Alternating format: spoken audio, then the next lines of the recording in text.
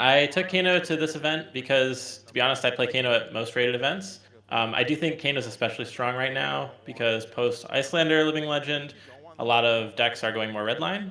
So you see a lot of redline Azuris, a lot of Dromais with very few blue cards. And you actually saw an example of that in the finals where both of my opponents were running almost no blue cards and allowed me to kill them very quickly, even turn one. Hey, my name is Julian Sniffen. I've been playing Fab for just over a year. Most of the time, I've been playing Kano. Yeah, I just won the Battle Hard End, so super excited to be here. So, typical Kano game plan is going to be doing a combo with Aether Wildfire, and what that will look like is on your opponent's turn, you're going to play a fully buffed Aether Wildfire, followed by a middle spell. It could be a Lesson in Lava, or it could be any other red spell, and then followed by a Blazing Aether. And that's going to do between 20 to 36 damage, depending on how much your opponent blocks, and it will allow you to close out games very easily. So a few key cards that you have as Kano is Aether Flare. This is going to be another card besides Wildfire that's going to let you do a crazy amount of exponential damage. If you pair it with Aether Wildfire and Blazing Aether, you can do crazy amounts of damage and just kill your opponent in a single turn. Another key card is going to be Aether Spindle. This is going to let you opt based off of the amount of damage that you deal. It's very powerful. Opt is one of the most broken things you can do with Kano since you're allowed to play off the top of your deck by pitching a blue. And then lastly, Lesson in Lava is another really key card. It's going to let you tutor for any card that costs less than the damage dealt. This is really important in your combo because it lets you tutor out a Blazing Aether, but it can also get you out of situations where you need a high roll by tutoring out a Tome of Aetherwind, for example, and letting you draw more cards. If you find blues, you can keep going. Or you can tutor out any card that fits this particular situation. One last card I want to talk about is Sonic Boom. This card can be really good or it can be really bad. I've definitely won games where this will let me cast a free fourth spell in a Wildfire combo, and it's won me the game that way. Or it can lose you the game where it hits you a yellow tome or a potion, which you can't actually play.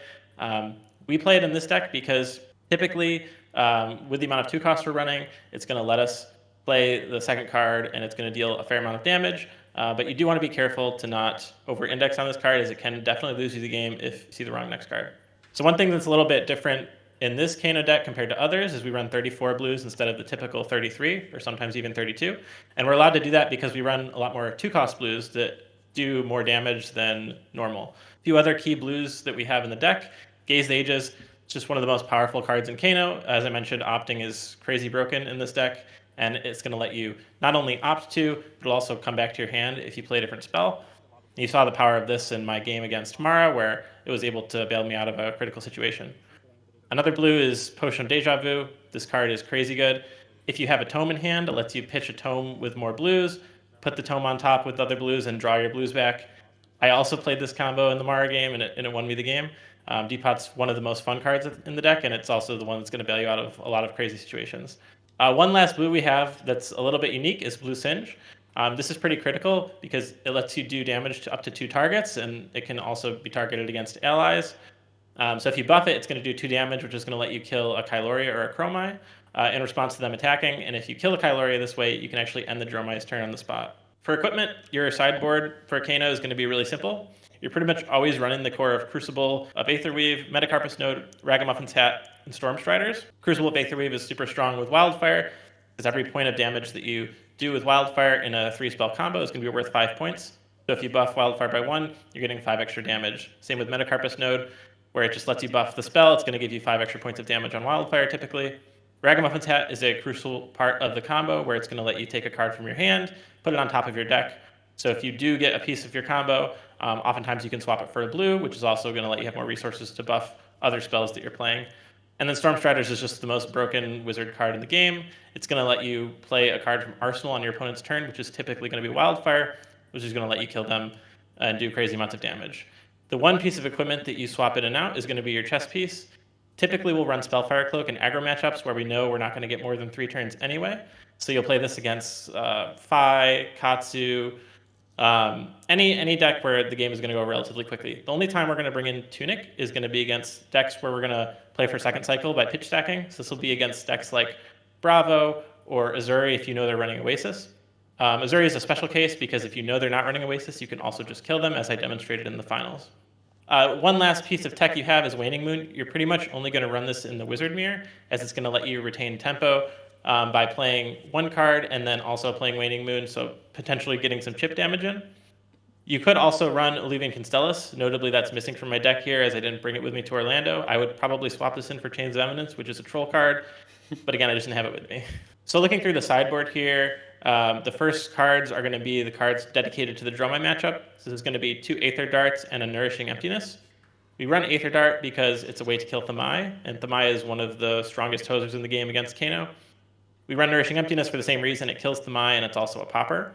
More importantly on Nourishing Emptiness is if it hits, you actually draw 5 cards on your next turn versus 4, which is really powerful on a combo turn, because an extra blue is worth 3 resources, and as I mentioned, if you buff a spell once, you get 5 extra points of damage. So actually with Nourishing Emptiness, we're not trying to pop with it very often. We're just trying to kill a dragon and draw 5 cards and then kill our opponent in the next turn. Clean. The other sideboard cards I have are all defensive. So we've got 3 Fate Foreseens, 3 Oasis Respites, 3 Synchrolos. These will come in against matchups where you're going to try and pitch stack for second cycle. So this will be against Dorinthia, Bravo, or Azuri if you know they're running Oasis Respite. With these cards, you can guarantee getting to second cycle, and you can pitch stack an unstoppable combo by pitching Tomes and 2 blues and Wildfires and Blazings and just doing over 200 damage on an opponent's turn pretty easily. So a few changes I think that might happen moving forward.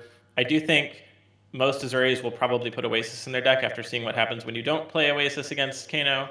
I think some redline decks might start running AB. I actually think that would be a pretty big mistake because if you don't have blues in your deck, AB doesn't actually help you. I think Spell Void is better.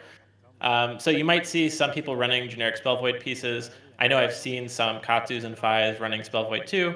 If a Fai high rolls you and they're running Spell Void 2 and you can't assemble combo fast enough, they can potentially win that game. The last thing I think might change will be that people will probably start practicing against Kano and actually understanding how he plays and how you're supposed to play against him. I do think there's a relatively high skill ceiling on the champion, and not a lot of people understand how he works at a high level. So I do expect that people will probably put some time into learning at least how the combo works, how most of the cards work, and maybe some interactions that are important in the different matchups. So there's been a lot of sentiment on Twitter about Kano being a toxic hero. I do agree he can be a little bit unfun to play against because he typically condenses all of his thinking into a single turn. So oftentimes you're going to spend a few minutes watching a Kano do the math or think about how to play out his lines. That being said, I think he's a perfectly fair and balanced hero. There's a lot of counterplay that you have based off of holding on to blues at crucial moments or perhaps pitching a red and holding on to a blue to fake out the Kano opponent that might think, oh, if you pitched a red, you only have a red left in hand, but you have a blue, so you can force him to combo there and just AB. If you don't run AB, you can try running Spell Void or running Oasis Respite. I think Fai and Katsu running Oasis Respite is a super hard matchup.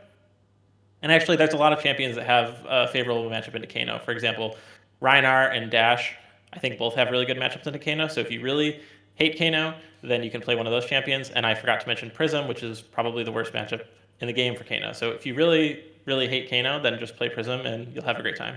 Thanks for the interview. Had a great time. No, that's cringe. I'm not going to say that. How do you close out these? I just want to shout out our sponsor for this video, Midtown Game Exchange. Midtown is your one-stop shop for all Flesh and Blood cards at the most affordable prices on the internet. They do this by having a setup for online sales only to keep their own costs down, just to pass that on to all of us. So please make sure that you head down to midtowngameexchange.com for all your Flesh and Blood needs, and we truly appreciate their support.